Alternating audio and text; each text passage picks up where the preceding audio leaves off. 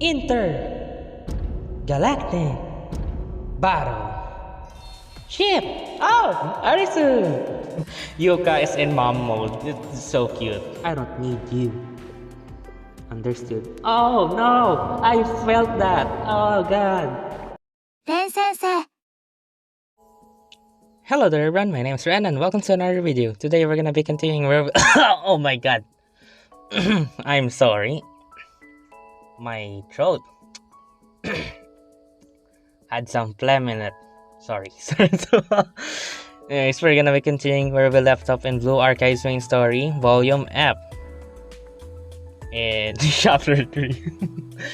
Why do I keep messing up? I don't wanna repeat that, so yeah. Anyways, we last left off, what do you call this? Sensei and the black suit had a meeting with each other, and black suit told Sensei about the what do you call this? Utnapishtim's ship? I think that's what you call it. And he said it was located underneath the Abydos Desert near the Kaiser PMC facility.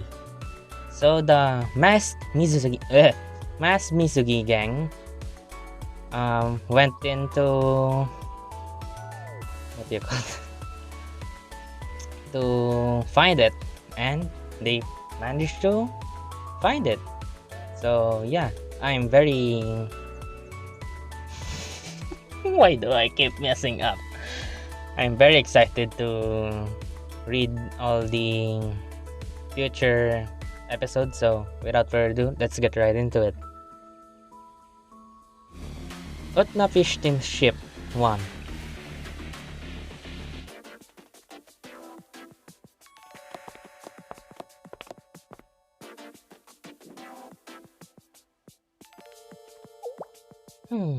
This must be the battleship's bridge.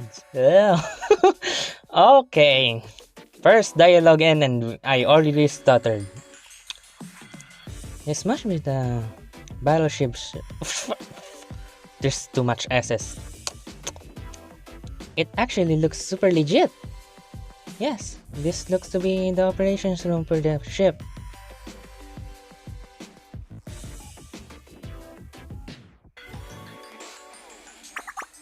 I might not know much about aircrafts like this, but this has got to be the cockpit. The control room is quite large. It looks like it requires at least 10 people to operate. And that's just from the inside of the battleship. Consider all the people who have to handle air traffic control from the ground. You're right. It takes 4 or 5 people to operate one tank. So for a battleship of this size... And this is an artifact with technology we don't understand. The more people to help with interpreting, analyzing, and manipulating information, the better. We'll need to gather as many students as we can. Students skilled in strategic tactics and management, technologists, and hackers. Anyone with the skill set to help. I'll summon everyone I can. Gee, did you hear? It's gonna get really busy. You're relentless. None of us had a break for days, Himari. To make matters worse, they're going to be incorrigible once they find out about the intergalactic battleship.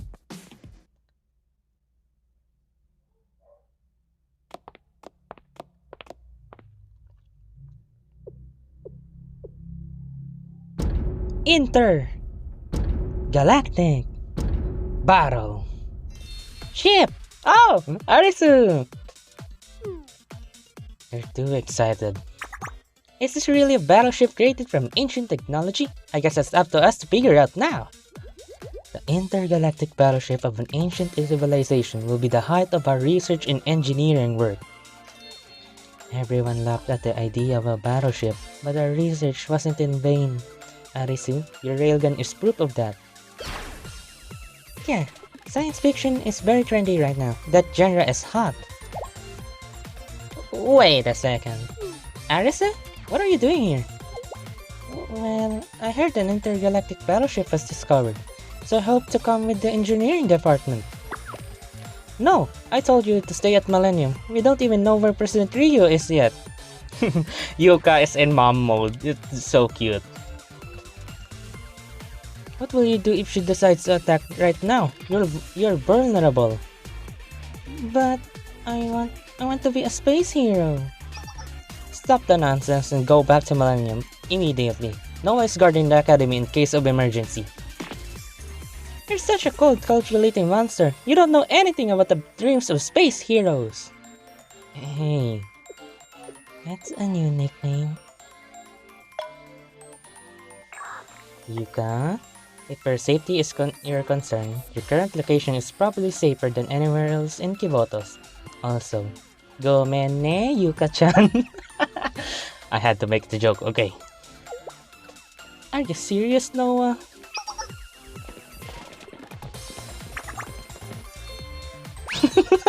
It's so cute!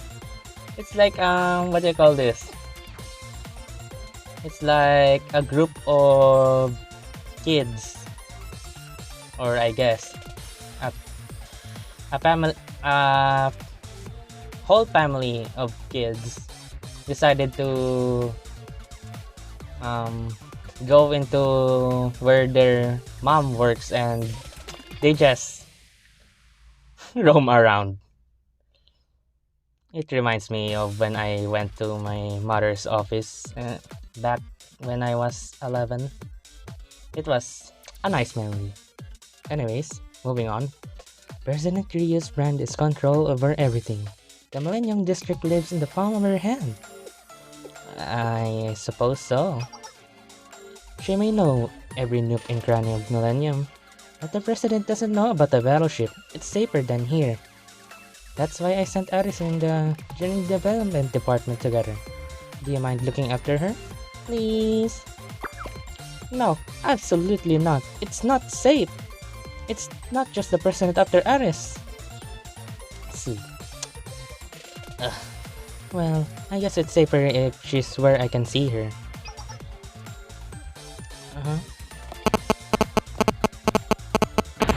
Aris? Where did she go? I'll be counting on you, Yuuka. Don't push yourself too hard. No, I'll guard the academy. So smooth out those wrinkles, Yuuka. Go man, Yuuka. We're not here to mess around. Seriously.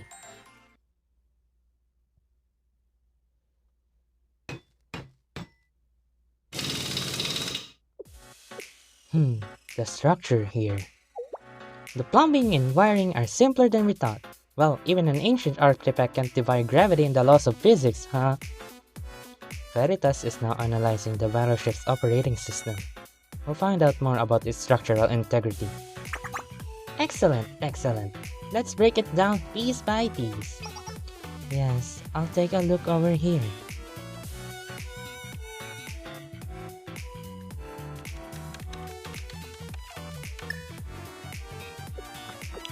The neural code algorithm analysis is done. How's it going, Kotama? Have you gained access?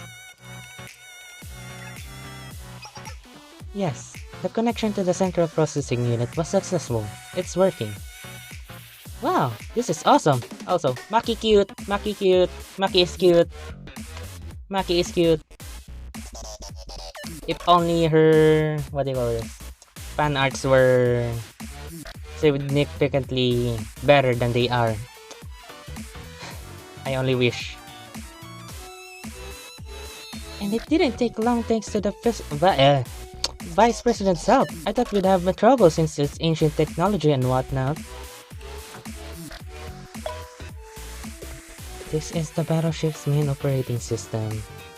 I don't recognize the language, but I can probably figure it out.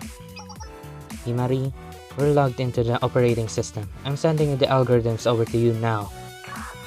Excellent work. Thank you, Chi.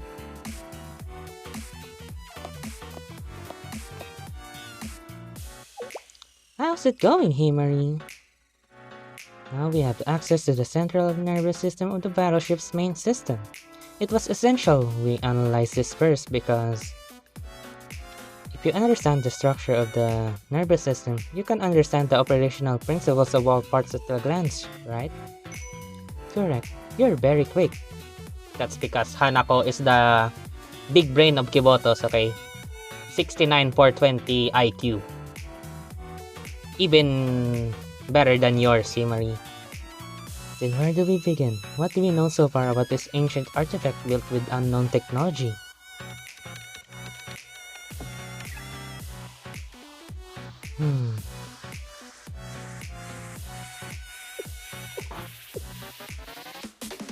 There are its blueprints. The overall structure is as expected, of course. It lives up to its name. Utnapishtim ship. The dimensions are 135 by 23 by 13 meters. The interior is divided into 15 zones, but the minute details of its structure are still being confirmed.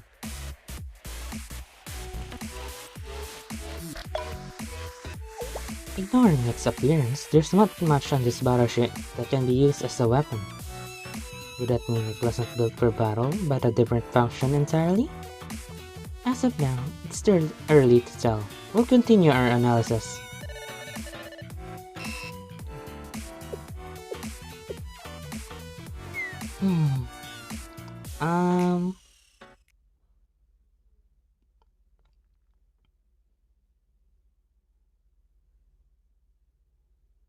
Hello, Kay, or Key, whatever or your name is.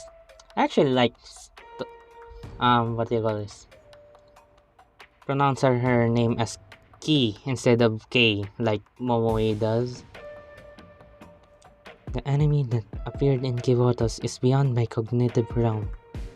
The enemies invading from outside Kivotos as well. Neither the nameless gods nor the forgotten gods would know them. An incomprehensible enemy. It seems to be copying the same abilities with the Ark of Atrahasis, built by us, the nameless gods. I wonder if you know, Princess. The artifact you're currently standing on is an imperious anti-Ark weapon, created by our enemies of the past to defeat us. Your friends will never be able to decipher how to use it. Do you understand, Princess? You are currently aboard your most dangerous nemesis. You must run, Princess. Flee as quickly as you can. I know you rejected me. I understand you denied my existence. But still, I am your servant, the one meant to lead you to your rightful purpose. Despite your repudiation of my existence and yours, I still do not wish for that. You must not be aboard with Utnapishtim when its engines begins running. It will destroy you first, the princess of the nameless gods, because that is the very purpose of its existence. By the way, key playable when I want her to have a body of her own, so she could be like a twin to Aris. So, my princess, you will be utterly eradicated. I am not ordering you. It is not a warning. This is my desperate plea.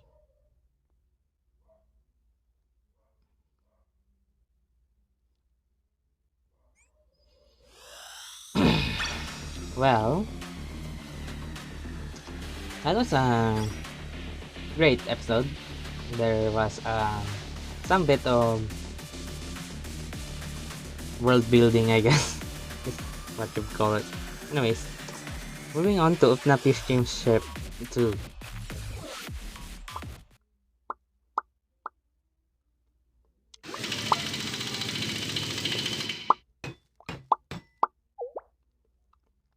So, do you have any thoughts, engineering department? Yes, I understand completely. That's wonderful. I understand that we will never in any universe ever understand the structure of this battleship. Bruh. What? I can't grasp that battleship's fuel, propellants, operating principles, engine structure, or design at all. Well, this is an artifact that cannot be understood with our current knowledge of technology and engineering. It makes sense that we can't understand it. I thought that researching this would help our long-cherished dream. It won't help us even one iota. Is that so? Oh, but don't worry. We may not understand how it works, but what we can do is figure out how to run it. What do I mean? Just because you don't know the structure of a car engine doesn't mean you can't drive it, right? As a simple interpretation, all operational systems can be viewed as a device for transforming input data into output data. If you can understand the conversion process inductively, you can still take advantage of its functions, even without understanding the structure.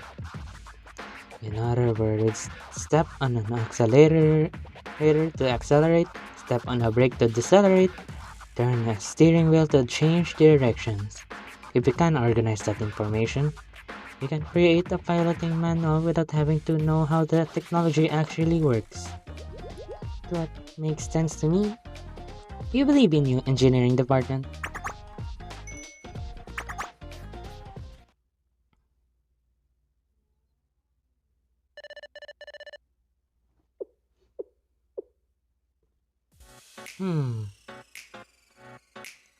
It seems calling it an intergalactic battleship may have been a bit premature. Yes, there are no weapons, and the maximum altitude it can fly it is about 100,000 meters. It would break apart if it went outside the atmosphere, let alone into space. And most peculiar of all, more than 75% of the total mass of this battleship is made up of arithmetic logic units. In other words, this isn't a battleship, but a kind of flying dimensional topological quantum computer, I believe. We'll have to skip our class on understanding the ship's origins. But with this, it could possibly... oh my god. It could be possible to split the Ark of Atrahasis, right? Yes. The silver lining here is that multi-dimensional analysis is possible with this. Oh my god, it's back again. This multi-dimensional thing. Hopefully, I won't mess it up. Not only that, if a genius hacker like me uses a... I could likely hack everything. Perhaps I could... I'm sorry, I kinda have what do you call this? A slight beef with Himari. In terms of her ego, I am very annoyed by it. Then we could crash the Ark to the ground or make it self-destruct? Theoretically, self-destructing could be difficult, but hacking the propulsion system could make the Ark fall. But that would require physical access to the Ark's systems. The chess pieces we'll need for this fight. It's starting to come together. This fight is about... Put simply, rather than bullets and guns, we'll win this fight by pitting a dimensional topological quantum computer against an opponent that's violating the rules of multi-dimensional analysis. Wow, I didn't stutter at all. A battle of bad taste between two hackers in summary. Himari, it seems the onus falls on you to lead the charge. I have no experience in computers or technology of this degree. Hehe, what else is that? No. And first, I'll need to establish a theory on how their multidimensional analysis functions. That sounds difficult. Please let me know if you need help. I'll check in on the others in the meanwhile.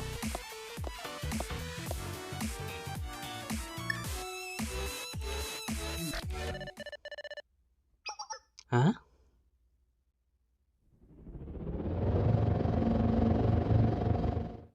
Hello, Ryu. That's definitely Ryu. Amas drones. It's just Ryu. Amas? When did Amas get in here? That is incorrect.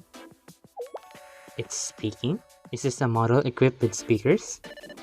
Your current formula fails to correct the errors in the quantum information. You need to use an ion trap.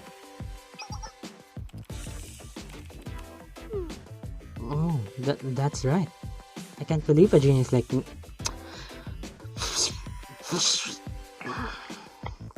You haven't rested for days. It's natural. Everyone here is pushing themselves past their limit. The only difference is that I'm a... But what? No. Who are you? Come on, it's Ryu. It's definitely her. Ulul. Tangina. I'm the co-creation support AI sent by President Ryu. Ryu. Incorrect. I'm not Ryu. I'm them. Oh my god. Stop denying it. I'm the calculation support AI. I guess that filthy girl wouldn't show her face here unless she had no shame at all. About Arisu. Ah. Yes, she kidnapped Arisu, but I'd like to talk about what I find truly ghastly about her actions. Huh, you'll have to listen to my monologue then. Toki. Don't mention Toki to her. Come on now. I'm sure she regrets it. Ryo gave Toki dangerous equipment and forced her to carry out her bidding, even knowing the potential ramifications of using such a weapon. Sorry. And I've realized recently that Toki has no friends. Do you know why? Because Ryo prevented her from interacting with anyone for security reasons. And Toki did every last thing asked of her without a single complaint. She even undertook the mission to kidnap her own underclassmen, but did Ryo truly inform Toki what that mission meant? That Ryo coerced her and manipulated Toki into killing a person. Yeah, true. She did kinda groom her. Arisu isn't a real person. Don't make me laugh. I don't care what her perspective on life was. What she did was unforgivable. Does Ryu, the great all-knowing big sister, know what Toki thought when she realized what she was being asked to do? How she felt? She never should have forced Toki into her delusional scheming. Ryu and her trolley problem. She popped her chest out with all her moral superiority. But it was Toki who had to pull the lever. What a coward. And when her plan fell into pieces, do you know what she said to Toki? Do whatever you want. And then she disappeared. Irresponsible, cowardly, selfish. Okay, that would hurt anyone. Bruh, even I feel bad. I mean, I felt that. Because I, kinda did something similar. But in a sense, very different. I'm not gonna talk about it, but yeah. Do you even consider how Toki would feel, left alone and deprived of the only person she had been allowed to talk to? Do you know why she was unable to join the CNC? Why Toki felt the need to simply disappear? Of course you don't. The loneliness or guilt of others would never cross Big Sister's mind. Empathy doesn't reside within the delusions you exist within. Okay, I don't think that's true. Because if it was, then what do you call this? She wouldn't have tried to apologize or even do something like this right now. You know, Toki came to me and asked. She asked what she could do, how she could be helpful. She didn't know how else to find her worth unless she was useful, no matter how insignificantly so. Even now, Toki is fighting alone. She ignores her wounds and searches and fights in places where sanctums could manifest. Alone. Do you understand her desperation? Her pain? You filthy witch. You don't deserve such a loyal maid, a friend. And if CNC doesn't want Toki, I'll take her with me. I will protect her. Okay, I respect that. Actually, filthy doesn't even... You're right. Oh, come on! Don't think like that, okay? I went through the same... Oh my god, I'm getting a bit emotional because I'm remembering the stuffs that I have gone through. Oh, damn. You're right. I know that I'm not welcome. I even understand why, Himari. But don't you need my help operating this artifact? I know more about the legacy of the nameless gods than anyone else in Kivotas. No, I don't need you. If you knew their legacy so well, the world wouldn't have come so close to being destroyed last time because of your actions. You did nothing. It was the very person you tried to kill who stopped you from destroying the world. So no, not a single soul in Kivotos needs your help. Get off this ship. I have Arasu Sensei in the game development department. I don't need you. Understood. Oh no! I felt that! Oh god!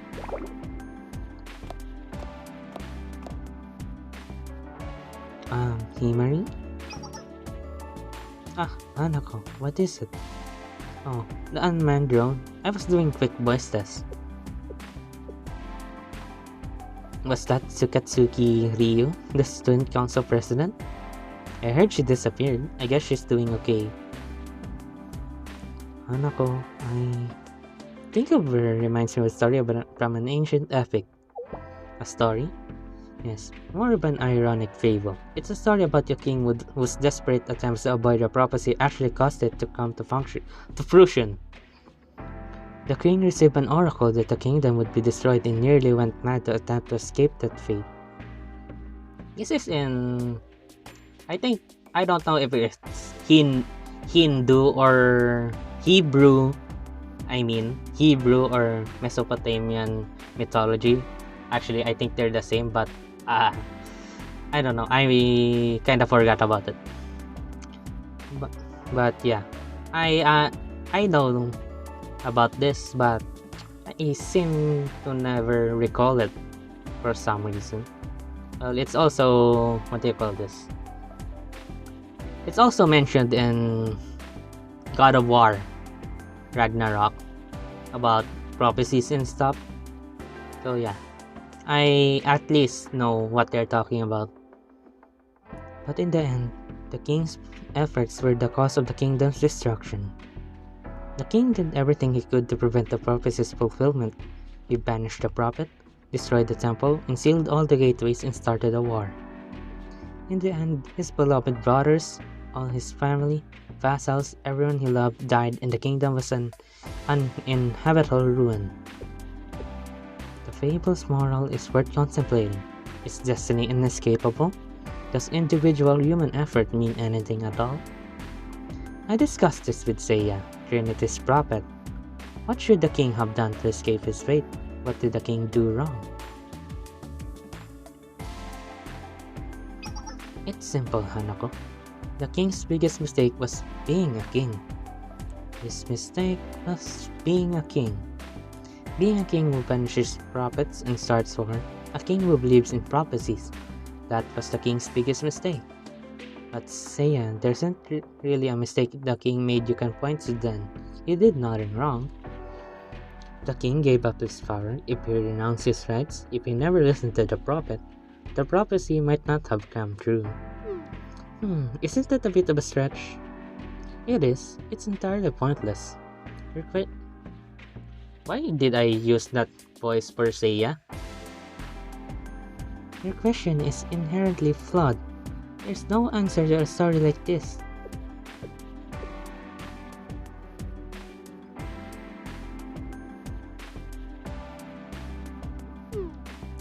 Oh, my apologies.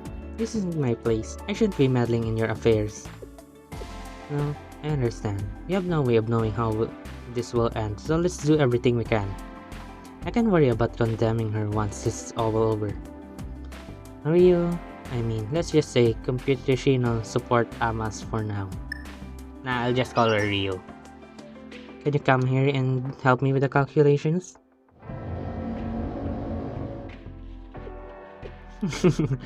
You know, it's kinda, what do you call this? Kinda cute that Ryu needs attention or wants attention from anyone at all, because the way she's been living her life was, yeah, I would not be happy at all if that was my lifestyle. So that's why I changed from being who I was back then to who I am now. Yeah. You'll know about my story eventually. When in about a year or two from now. Anyways, moving on.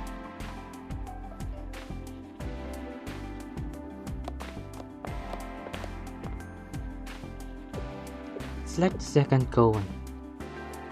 Thank you for your consideration, Hanako. Oh dear, the chief officer and even Sensei. Did you hear everything? Don't worry, I know a little bit about the situation. I won't talk about the Millennium President's presence. Thank you. It seems she is somewhat of a pariah among the students at the moment. For all of them, and for us, there's a mountain of problems to be solved. Chief Officer, did I hear you mention a koan earlier? Oh, yes.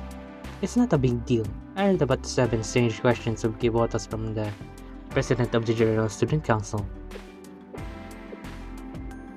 It was like a kind of a Zen dialogue where it was unclear what was being asked or whether there was an answer. The General Student Council President liked things like that. So the General Student Council President was interested in the unknown. Yes. She liked mysterious stories that couldn't be explained, stuff that involved artifacts, the occult, like senses, Shaitem chest. It's a kind of artifact that cannot be understood with our current knowledge. The second koan went as follows. Can you understand by means of the incomprehensible? This is my first time hearing the second koan. Can you understand by means of the incomprehensible? That's the kind of question.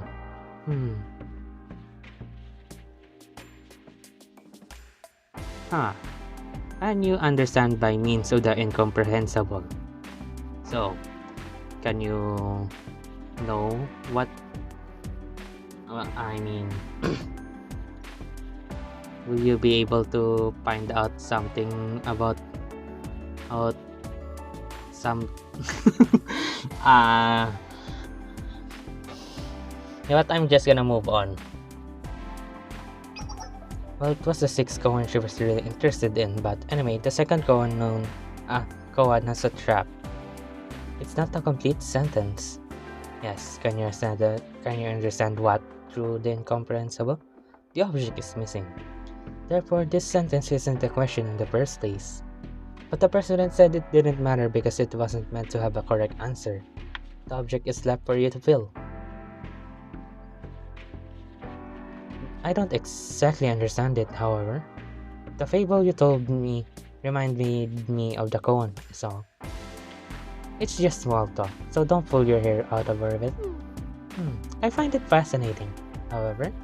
For example, if what I don't understand is fate, then what I understand through fate is... What can we as people understand through fate? A fascinating question with no real meaning. It's an incomplete question in the first place. Well, you can put anything in it to complete it. Yeah, true. I think it's a general question. You can put, yeah, just like Sensei said, you can put anything through it and really think thoroughly about it. So yeah, that's about it. Perhaps you're right. Koans aren't necessarily meant to have an answer, like my question about the king. Hanako, can I ask you something? Yes, what is it, Chief Officer? How does that story end? What happened to the king? Oh, the king... He realized his own actions were the cause of the kingdom's destruction. He felt there was no way to atone for their sins and couldn't bear the weight of his own guilt. So eventually, in his despair... perhaps the story is best saved for another time. What? He took responsibility by killing himself or something? That's like the prophecy in God of War. The cycle never ends. Rin, Sensei, we've completed the plans for the operation. You two gotta give everything your final approval before we brief everyone. Hurry up and come to the bridge. Oh my, is the plan complete? Yes, let's go.